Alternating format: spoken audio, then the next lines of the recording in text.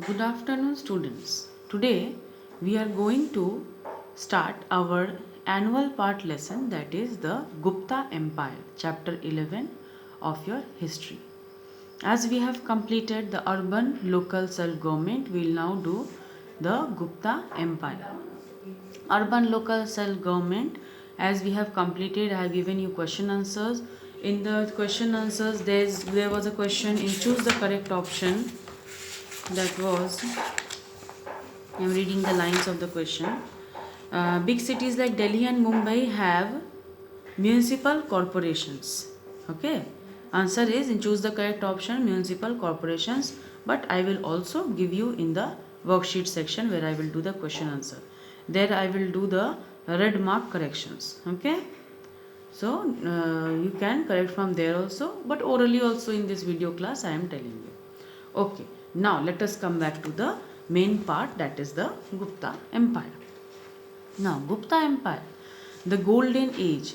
The golden age of Gupta Empire, why it is called as after the fall of the Mauryan Empire, there were several foreign tribes, different outside tribes, foreign tribes, including the Kushanas, who invaded India, invaded and attacked India. The Kushan ruler Kanishka established a large and powerful empire in northern part of India. After attacking, invading, and controlling their power in India, they controlled their empire. They established their large, powerful empire in northern India.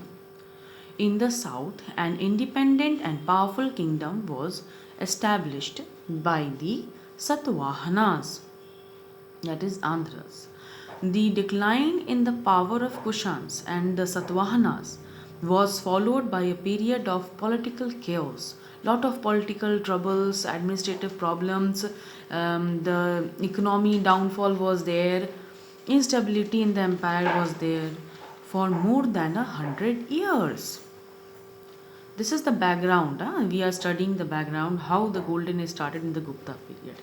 So, for more than 100 years, India was fragmented, distributed into numerous small kingdoms and republics. By the beginning of the 4th century, these kingdoms and republics were united under the imperial rule of the Gupta dynasty. For the next 200 years, the history of India was dominated by the powerful and highly efficient and accomplished Gupta rulers. Some historians have described the Gupta period as the golden age of ancient Indian history. So, after this, by the beginning of the 4th century Common Era, these particular kingdoms and republics were united. They started to get united under an imperial rule. Imperial rule means a powerful kingdom rule. Kingship was had entered. For the next 200 years, the history of India was dominated by the powerful and highly efficient and accomplished Gupta rulers. Some historians have described the Gupta period as the golden age of the ancient Indian history. Sources. The history of Gupta Empire has been reconstructed on the basis of several sources of valuable information about the Gupta era. First of all, what is that? That is literary source. The great Sanskrit poet and dramatist Kalidasa's outstanding literary works such as Abhijana Shakuntalam. I'm repeating it, Abhijana Shakuntalam. Underline it. Short fill in the blanks or true false type of questions can be framed from these type of short parts. So you underline it also, important. Great Sanskrit poet and dramatist Kalidasa's outstanding literary works such as Abhijana, Shakuntalam and Meghaduta. Chinese traveler Fa Hian's account of his observations of life under the Guptas. Fa Hian accounts were what?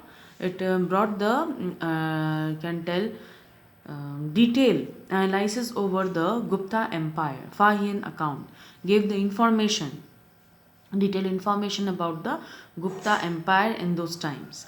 So, archaeological sources are of different types. Now, what are those archaeological sources specifically which has provided the, you can tell, information about the Gupta Empire? That is Allahabad pillar inscription, the iron pillar Maharuli, the sculpture of the seated Buddha, the Deoghar temple, Ajanta caves, ruins of Nalanda, and coin. These are certain informations which provide information about the Gupta Empire. Now, political history. Chandragupta I. Chandragupta I, the first important ruler of the Gupta dynasty, ascended the throne of Magadha in 320 Common Era. He married Kumara Devi, a princess of the powerful Lichachahavi tribe of Vaishali, and was given Pataliputra as dowry. He ruled from Pataliputra and laid the foundation of the Gupta Empire by conquering a number of territories with the support of Lichachahavi tribe. Now, Chandragupta I, he was the first important ruler of the Gupta dynasty. Underline it. First important ruler. He descended the throne of Magad in 320 Common Era. Underline it. And he married Kumara Devi, a princess of powerful Lichachahavi tribe of Vaishali, and was given Patliputra as dowry. He ruled from Patliputra and laid the foundation of Gupta Empire by conquering a number of territories. With the support of Lichachahavi tribe, he expanded his kingdom as far as Allahabad. Even he ruled for 15 years and took the title of Maharaja Dhiraja. What title he took? He took the title of Maharaja Dhiraja. Underline it. Now, Samudragupta. Samudragupta ascended the throne after the death of his father, Chandragupta I. He was one of the greatest rulers in Indian history. The Allahabad pillar inscription by his court poet Hari Sena provides Allahabad pillar inscription by his court poet Hari Sena provides valuable information about the conquests which was done under Samudragupta. After this, Samudragupta is supposed to have defeated 9 kings in the north and 12 kings in the south. Samudragupta followed a policy of conquest and expansion. Conquest also and expansion also. Expanded the territories. From one territory to another, he started to make his empire bigger and bigger and stronger and stronger. In the north, he occupied Aryavarta, that is western Uttar Pradesh and regions around Delhi.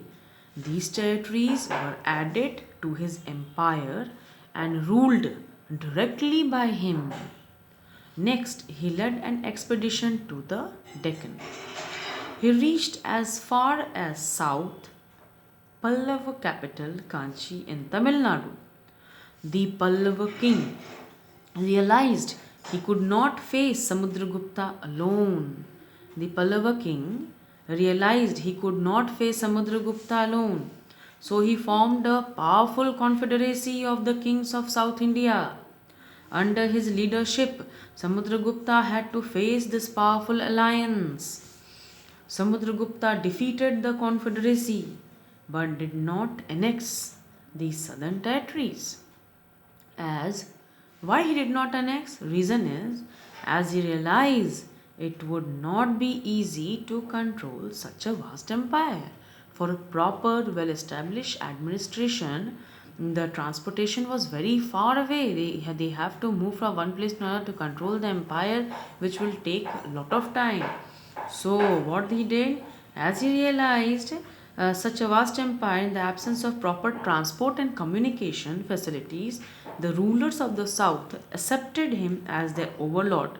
He made them accept them as the overlord and paid him the tribute. That means they were given to rule their kingdom, but certain tributes were taken by Samudragupta, by the rulers, the south rulers.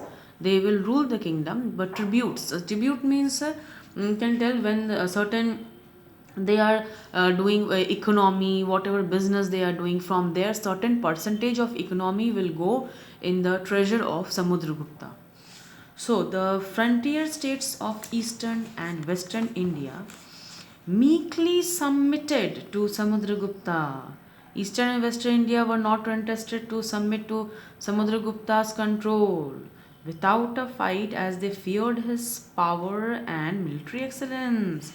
The frontier of Eastern and Western India meekly submitted to Samudragupta without a fight, without any fight, as they were fear of his powerful strength and military excellence. So they you can tell, withdraw themselves in front of Samudragupta. South rulers had fought with Samudragupta, but these people, they did not fight. The eastern and the western frontier peoples. So without a fight, as they feared his power and military excellence. These included the kingdoms of Assam, Nepal, and Bengal in east, and the tribal republics of Rajasthan in the west. They accepted him as their overlord and paid large sums of money as tribute.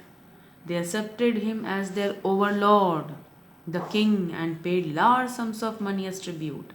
Samudragupta celebrated his victory by performing Ashwamedha Yajna. You know Ashwamedha Yajna meaning? What is Ashwamedha Yajna?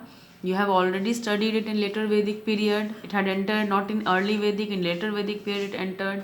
Ashwamedha Yajna, the horse was set free by a king, and whichever kingdom used to stop that horse, that particular king had to challenge that king and have a war with that king to get control over that kingdom. And if the horse is undisturbed to move from kingdom to kingdom or area to area, region to region, then that region comes under the control of that king whose horse is set free. So that was Ashwamedha Yajna. His father, he took the title of Maharaja Dhiraja. Maharaja Dhiraja, kings of kings, the meaning. So he got such a title, Samudragupta. Now you will study the substantial tributes. The tribute which was taken, the subordinate kingdoms and republics enriched the royal treasury in contribution to financial stability and prosperity of the Gupta Empire. The Gupta Empire started to establish themselves as one of the renowned and developed empire. How? Because of the treasures, the tributes which was they were getting from other small kingdoms who has come under the control of the Gupta Empire. Samudragupta's direct rule extended from Bengal in the east to Delhi in the west. Samudragupta's direct rule, from where to where it extended? It extended, underline it, from Bengal in the east to Delhi in the west, and from Himalayas in the north to Narmada in the south, underline till south. So you will understand the extension of Samudragupta's direct rule. His indirect rule over the vassal subordinate states covered a much larger area also. But indirect rule means, what is understand by indirect rule? Where the like example, the south rulers were kept under his control to take his domination, to accept his overlordship. That type of indirect control was also there in certain regions. So Samudragupta was not only a military genius, he was not only a military genius, but a talented musician also. He has a certain other artifacts and he also has certain talents. Talented musician and also poet as well. He encouraged Sanskrit literature and patronized prominent scholars like Harisena. He was a staunch follower, very staunch, very strict follower of Hinduism, but was tolerant. But he also has a humble respect to other religions also. Buddhist scholars were patronized by him. That means Buddhist scholars used to get a lot of support by him for making monasteries. He used to even provide fund to the Buddhist monks. So next came Chandragupta II. Chandragupta II is also known as Chandragupta Vikramaditya, who was able son of an able father. Like his father, who was Samudragupta, he was a powerful ruler. Gupta Empire reached the height of its power and glory During his reign, he strengthened his position through matrimonial alliances. He married matrimonial alignment through marriages also. He started to strengthen his position. That means, suppose a king daughter is married to him, then that particular king also used to give certain huge kingdoms, huge areas which used to come into direct control of the king, that is Chandragupta II. So he strengthened his position through matrimonial alliances. He married the daughter of powerful Naga ruler. He gave his daughter in marriage to Vakataka ruler in the Deccan, from whom he got valuable help during his campaign against the Sakas. Okay, so these were certain alliances, certain negotiations which were also made, through which they used to get the treasures, the tributes.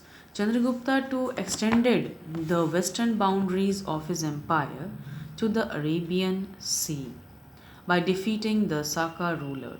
This was a very important victory because it gave Guptas control over the great seaports. That means seaport means very easily trading relation will be there, trading link will be there, no obstructions will be there.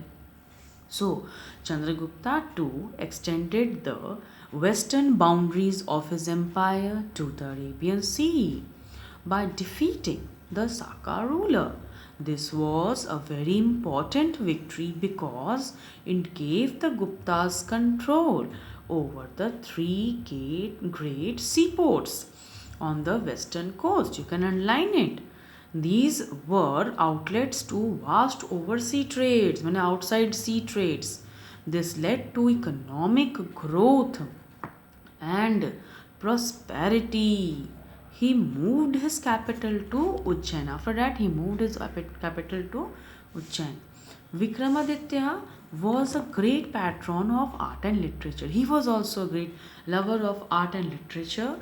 The Navratna, or the nine gems, that is including the Kalidasa, the great Sanskrit poet, and the dramatists, are associated with his reign, his own control. He was a devout follower of Lord Vishnu. The Chinese scholar Fa Yin visited India during Vikramaditya's reign. His account in rich source of information. His account means not any other money. It is there. Account means his the writings as an information which he has kept. And those writings gave a rich information on Indian way of life during the Gupta period, how the Hinduism was patronized by the Guptas and how they used to practice Hinduism, and how their economy used to get control over the administrative procedures. Many things are there which they get the information from Fahian accounts.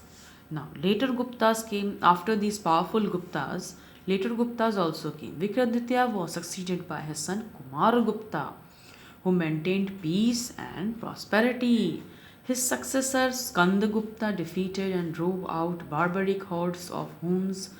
Hun is a tribe who tried to invade India, but he was defeated by Skandagupta. Skandagupta's successors but were weak and could not protect the empire from the repeated onslaughts of Huns. His successors were not as strong as Skandagupta, and thus they started to get defeated by the Hun tribe, because Huns were repeatedly attacking, repeatedly invading. Once they are defeated, again they were coming back for invading, attacking India's boundary, and destroyed the Gupta Empire and shattered the political unity of India. The downfall of the Gupta Empire in the middle of the 6th century Common Era led to the establishment of various small kingdoms. Obviously, when a big empire is shattered, it is fragmented or it is defeated, various other small kingdoms get the opportunity to get their control over those kingdoms, over those areas which were controlled by the vast empire. So when the empire got fragmented, the downfall of Gupta Empire in the middle of 6th century Common Era led to the establishment of numerous small kingdoms which were constantly at war with one another. They started to fight with one another for enlarging their own kingdoms, small kingdoms, for multiplying their kingdoms. Now the Huns continued their raids. Raids means invasions in the northern India, where the Gupta Empire had the strongest control and the first control. In the beginning of the 7th century Common Era, Harshavardhana, the king of Thaneshwar, succeeded in bringing all these kingdoms under his control. Now, these kingdoms who were scattered, Harshavardhana was the king who made all the small kingdoms under his control and established political unity, peace, and prosperity in northern India. Next, let us study about the features of the Golden Age.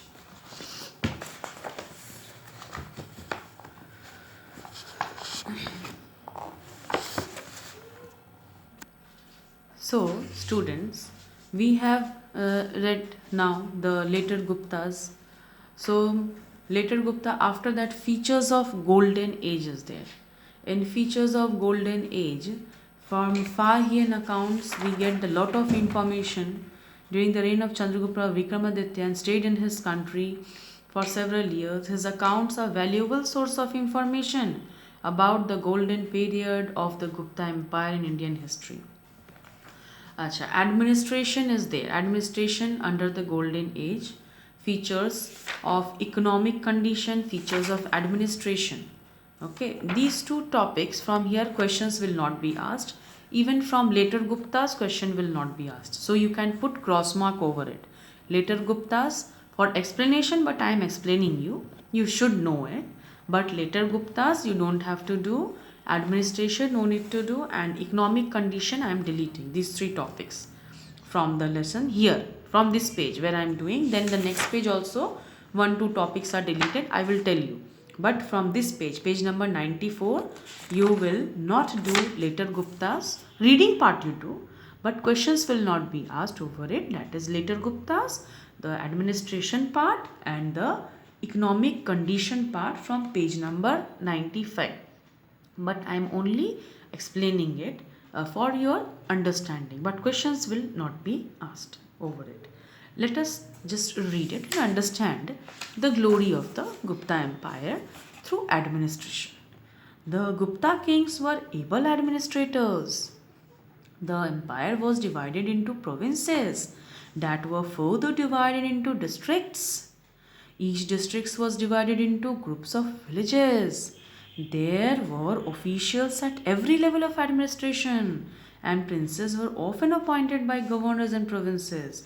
There were Kumara Matyas, were certain officials, and the districts or Vishyas were looked after Vishyapatis. Each district also have a council. There was village headman. Gupta's decentralization of administration by giving the officials the freedom to administer on their own and without any king's control gave a defeat of the empire, decline of the empire and the later on. So the Fahian account, the people were honest, sincere, rich, prosperous and happy during the Gupta rule.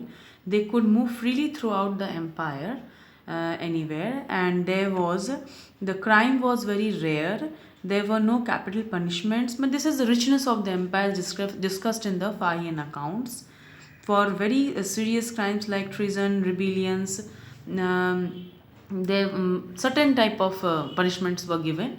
But this is only for your reading purpose. Question will not be asked over it. Even economic condition, just for your explanation, I am reading it. But question will not be asked over this topic in the annual part. Great progress was made in agriculture, industry, trade and commerce. Agriculture was given top priority. The textile industry had other crafts. Both internal external trade was handled and profitable. India had trade links with Western Asia, Southeast Asia, Africa and several Mediterranean countries. Spices, pearls, ivory, perfumes, textiles, precious stones were exported and exchanged for gold. This made the country rich and prosperous. But it is only for your understanding. Question will not ask over the later Gupta's administration, economic condition. These are not there. Now, religious life. Let us study religious life. The Gupta kings were staunch followers of Hinduism. They worshipped Lord Vishnu and were therefore called Vaishnavas. Underline it. They performed religious sacrifices like Ashwamedha Yajna, temples were built, idol worship was done, and a striking feature of religious life of people was the growing popularity of bhakti movement, which believed in selfless devotion of God without any needs and wants. Devote your life to God. That was their belief. As this religious practice was inexpensive and simple, it gained huge popularity. The Guptas encouraged the revival of Hinduism and followed a policy of religious tolerance. The Buddhist University of Nalanda was patronized by the Gupta rulers. Many people were also followers of Jainism. During this period, the spirit of religious tolerance was an important feature of the Gupta period. Now, we will study scientific progress. It is there. Religious life is there, scientific progress is there. From this page number 96. Rapid progress was made in the field of mathematics, medicine, astronomy, and metallurgy during the Gupta period. Aryabhatta and Varahamihira were great mathematicians and astronomers. Underline it. Aryabhatta found solutions to many problems in arithmetic. So, students, as we know that Aryabhatta and Varahamihira were great mathematicians and astronomers, Aryabhatta found solutions to many problems in arithmetics, algebra, and geometry. He discovered that the earth moves around the sun. He also found out the causes of lunar and solar eclipses. India's first space satellite has been named in honor of this great scientist. Varahamihira explained planetary movements and astronomical phenomena and deduced important mathematical theories. Many mathematical theories were solved by him and brought to light by him. Vagabhatta wrote a book on Ayurvedic system of medicine. The system of numerals was first used and developed by Indians and later adopted the proved by Arabs. The concept of zero and decimal system are India's great contributions to mathematicians also.